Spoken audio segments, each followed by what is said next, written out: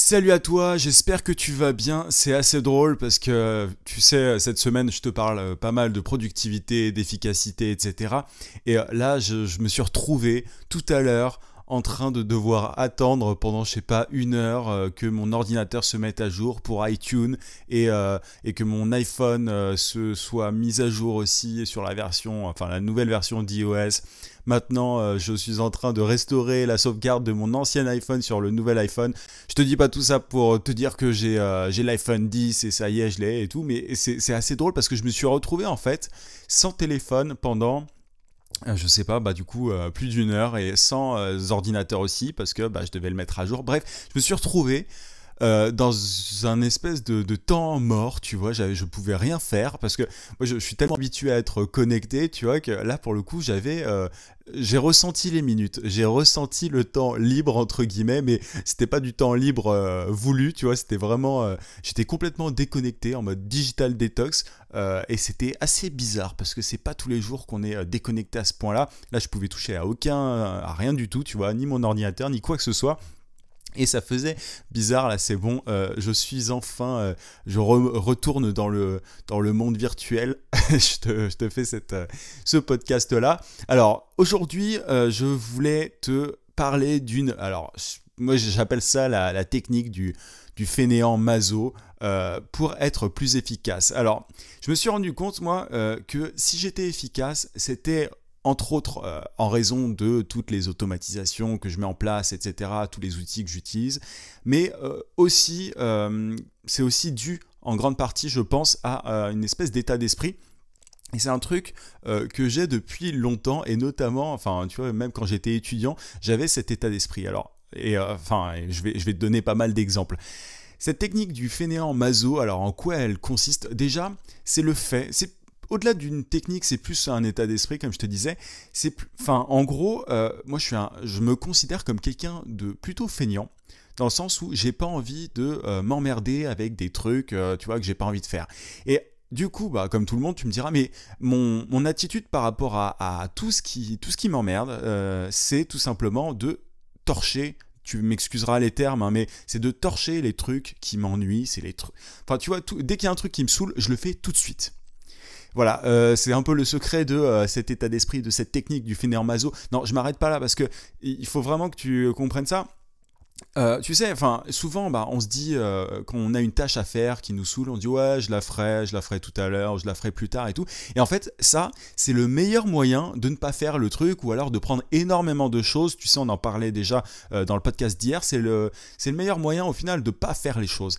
Et moi, je me suis rendu compte que bah, quand j'étais étudiant, notamment, tu vois, quand j'avais des devoirs. Ça, c'est un bon exemple pour le coup. Enfin, on a tout le temps des devoirs quand on est étudiant d'ailleurs. C'était bien chiant. Mais moi, ce que je faisais, ça me saoulait tellement que ce que je faisais, c'est que quand je rentrais, je les faisais tout de suite. C'est-à-dire que j'attendais pas, je faisais pas une pause en rentrant, je me disais pas tiens je vais me reposer ou quoi. Je rentrais chez moi et je faisais tout de suite mes devoirs. Ça m'intéresse de savoir si c'était ton cas. Je pense qu'il y a plusieurs équipes. Il y a l'équipe de ceux qui prenaient leur temps pour faire leurs devoirs ou qui les faisaient au dernier moment, et les autres. Et moi, je faisais vraiment partie de ceux qui torchaient leurs devoirs. Alors, quand je dis torcher, c'est pas forcément, tu vois, je les faisais pas forcément mal, mais c'est-à-dire que c'était le premier truc que je faisais. C'était quasiment une obsession. Dès que t'avais le prof qui te donnait des devoirs. Bon, évidemment, ça embêtait tout le monde, personne n'avait envie de les faire, mais du coup, moi, mon obsession, c'était de rentrer chez moi et de les faire pour en être débarrassé. En fait, c'est vraiment tu vois, c'est un truc de gros feignant parce que j'avais envie d'être débarrassé et du coup bah, je les faisais tout de suite. Mais en fait j'utilisais ma fainéantise à bon escient, tu vois, c'est-à-dire que j'étais parfaitement conscient que ça m'emmerdait complètement. Et j'avais envie du coup bah, de faire les choses vite et ça me permettait du coup d'être super efficace. Et moi je comprends absolument pas les personnes, c'est peut-être ton cas hein, mais je comprends pas du tout qu'on traîne en fait et qu'on se dit ouais je vais le faire et tout parce que pour moi, c'était pas possible. Il fallait que je m'en débarrasse tout de suite de ces devoirs. Et ça s'applique aujourd'hui à énormément de choses et c'est un état d'esprit que j'ai gardé. Et ça me permet d'être ultra efficace. Moi, j'ai pas mal d'abonnés quand on m'envoie des emails ou quand on me parle sur les réseaux sociaux, on me dit waouh, quelle réactivité. Alors, attention, je vais pas dire que répondre aux commentaires, aux emails, etc., ça m'emmerde. Pas du tout. Encore moins quand c'est les gens de la chaîne YouTube ou autre, sans démagogie aucune. Mais c'est juste que quand il y a un truc, de manière générale maintenant, enfin tu vois, quand il y a un truc à faire, c'est pas toujours le truc le plus fun hein, de répondre aux commentaires, ou enfin ça dépend lesquels, quand ils sont intéressants c'est cool, mais parfois ça n'a pas forcément d'intérêt et je me dis pas ah, tiens j'y répondrai plus tard. J'essaye au maximum de répondre aux commentaires tout de suite, de répondre aux emails aussi tout de suite. Moi j'ai un truc, je me dis que quand un email nécessite moins de 2 minutes tu vois pour être traité, il faut le traiter tout de suite parce que sinon ça dure et tu le fais pas. Et ça peut vraiment, on peut vraiment faire je pense que c'est lié en fait à une espèce de fainéantise, je sais pas si on peut dire ça, mais en gros, vu que j'ai pas envie, tu vois, que ça reste dans ma tête, j'ai pas envie d'y penser pendant 10 ans quand je reçois un mail d'un client ou autre, en général, je lui réponds vraiment dans les 2 minutes, quoi. C'est-à-dire que souvent, les gens sont assez étonnés, ils se disent, mais t'es ultra réactif, comment ça se fait, t'es super machin. Bah, c'est parce que, en gros, j'ai envie d'être débarrassé, quoi. J'ai pas envie que ça traîne toute la journée et tout. Et ça, tu peux vraiment l'appliquer à tout. Donc, tu vois, donc je te parlais des devoirs quand j'étais gamin. Les commentaires, même si c'est pas forcément toujours des trucs chiants. Et notamment les emails pour mes clients et tout. Enfin bref, il y a énormément de domaines où je fais ça, je me rends compte. Et c'est pareil quand je travaille le matin par rapport à mes horaires de travail, en fait. Au lieu de travailler le soir, je sais qu'il y a pas mal de gens qui aiment travailler le soir, qui sont plus efficaces le soir ou quoi. Et moi, en fait, je me réveille et je travaille.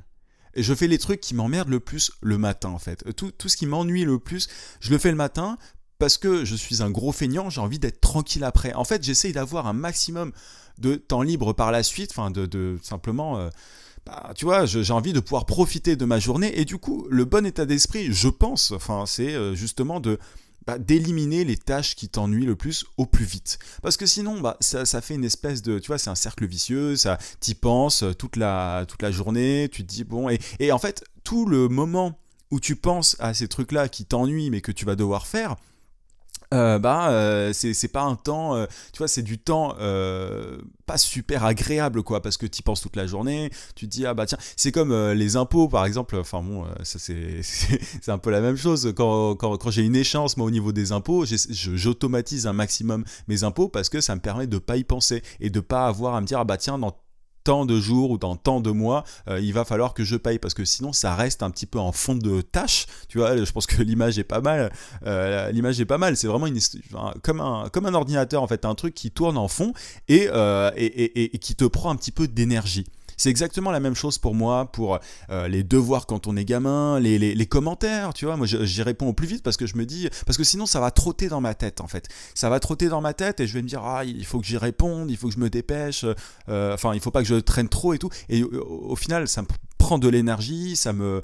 Tu vois, enfin, je suis pas bien, quoi. Et ça peut paraître un peu étonnant. Et il y a une espèce de forme de masochisme dans tout ça, parce que quand je traite les choses tout de suite, c'est vraiment une obsession, tu vois. J'ai un email, il faut que je le traite tout de suite.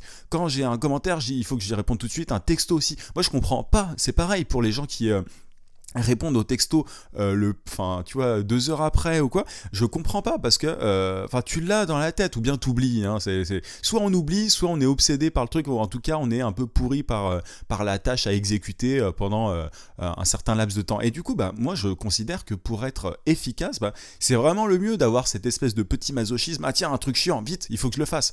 Tu vois, enfin, c'est un masochisme en fait, dans le sens où c'est pas que ça me fait plaisir de faire des trucs chiants, mais en tout cas je sais que après ça va me permettre de dégager du temps, ça va me permettre d'être peinard et de pas penser à tout ça, et de pas me dire ah bah tiens, il faut que je paye mes impôts dans 2 mois, ou il faut que je réponde à ce commentaire, il faut que je réponde à cet email. Tu vois, c'est pareil, hier il y avait un abonné qui me demandait un truc assez important pour le coup par rapport à une de mes formations. Je lui ai répondu, mais je lui ai envoyé ce qu'il m'a demandé, mais dans les quelques secondes, enfin, je vais pas exagérer non plus, mais dans les quelques minutes, tu vois, après qu'il m'ait envoyé son message. Donc, j'essaye vraiment d'être ultra réactif. Alors, si t'es community manager, enfin, voilà, il faut être réactif, notamment sur les réseaux sociaux, ça va de soi.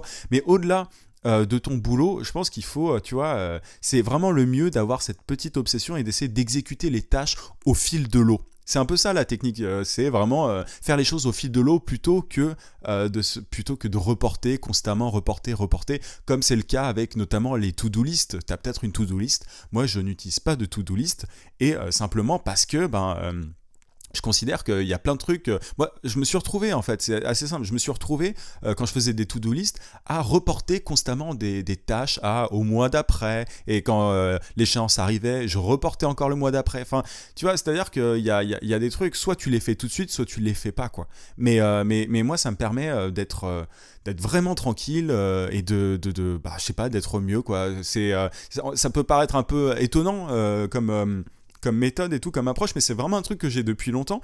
Et j'ai, par exemple, tu vois, les devoirs, je reprends l'exemple des devoirs parce que je trouve vraiment qu'il est. Enfin, moi, ça a été un traumatisme hein, pendant mon enfance, les devoirs, c'était vraiment le truc que je détestais. Je me réveillais le dimanche à 7h pour les faire parce que je voulais avoir du temps après pour je sais pas, pour chiller, pour profiter, tu vois, je voulais pas être pourri par mes devoirs à 18h le dimanche, quoi. C'était vraiment le pire truc pour moi, et c'est pareil pour tout le reste du coup. Donc tu vois, au lieu de procrastiner, enfin c'est un peu une méthode pour ne pas procrastiner, tu vois. T'as pas mal de gens qui se disent ouais, comment est-ce que je fais pour me motiver et tout.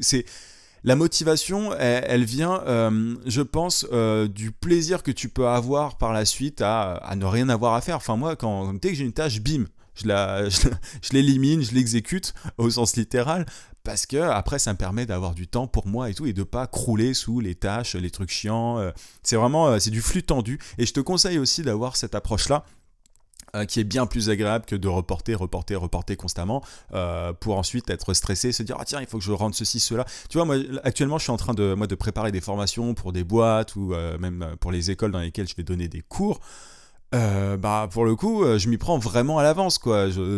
C'est terminé pour certaines d'entre elles, alors que c'est pas tout de suite, c'est pour l'année prochaine. Bah, j'ai déjà fait le plan de mes formations et tout, c'est torché parce que j'ai essayé de faire le truc au plus vite parce que j'avais pas envie de me retrouver quelques semaines ou enfin une semaine avant à devoir rusher le truc, à faire ça super vite. Donc c'est une technique de fainéant dans le sens où bah, la seule motivation derrière c'est parce que t'as envie d'être peinard, et masochiste dans le sens où ça peut paraître un peu, en tout cas à première vue, tu te dis mais c'est un malade, enfin, le mec il s'emmerde à tout faire, il fonce dans les trucs chiants tout de suite alors qu'il pourrait prendre un peu plus son temps.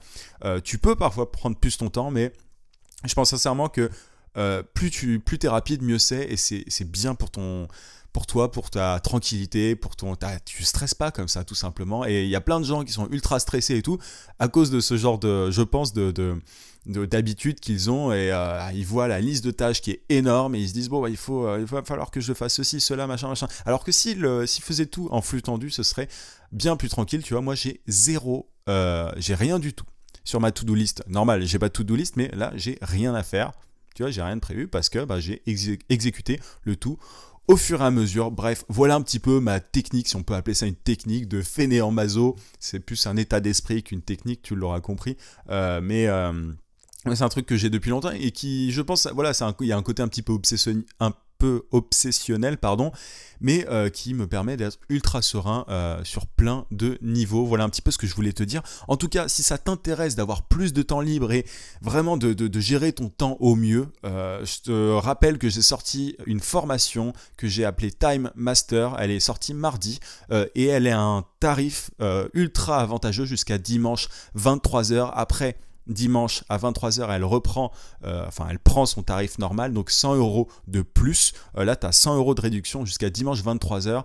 Et vraiment, on voit ensemble comment réduire ton temps de travail et réduire au maximum les tâches pénibles du quotidien. Tu vois, là, j'évoquais les impôts, mais t'as pas que ça. T'as vraiment tout un tas de trucs, le fait de faire les courses, etc. Donc, on parle à la fois de travail, comment automatiser un maximum tes tâches, peu importe le boulot que tu fais, et comment avoir plus de temps aussi pour prospecter si tu as envie de devenir indépendant, parce que c'est souvent un vrai problème parmi ceux qui veulent devenir indépendants, ils n'ont pas le temps de prospecter. Donc cette formation elle va t'aider à dégager assez de temps, tu vas avoir plus de temps libre justement pour prospecter entre autres. Mais il y a tout un tas de choses qui peuvent t'intéresser. Si ça te dit, tu as le lien de la formation dans la description, tu pourras en savoir plus et tu auras notamment le plan de la formation. Elle dure 2 heures, plus de 2 heures, je sais plus exactement combien de minutes, mais 2h03 ou 2h09, un truc comme ça, et elle est vraiment complète, et je filme mon écran et on voit tout ce que tu dois savoir au fur et à mesure, étape par étape. Bref, je t'accompagne de A à Z. Donc tu as le lien en description, et si tu es sur YouTube, tu peux cliquer sur le i. Tout simplement, si tu es sur YouTube, justement, tu peux mettre un gros pouce et t'abonner à la chaîne si ce n'est pas déjà fait. Et si tu es sur le podcast, n'oublie pas, que tu peux mettre un like sur SoundCloud et mettre une review sur Apple Podcast. Je te souhaite un très très bon week-end. Il y a une vidéo, pas qu'une vidéo, un podcast, si tu écoutes sur le podcast, assez cool et assez différent que je ferai mardi. Donc n'hésite pas à te connecter mardi pour voir ça. Je te souhaite un très bon week-end. En attendant mardi, vis sans limite. À plus.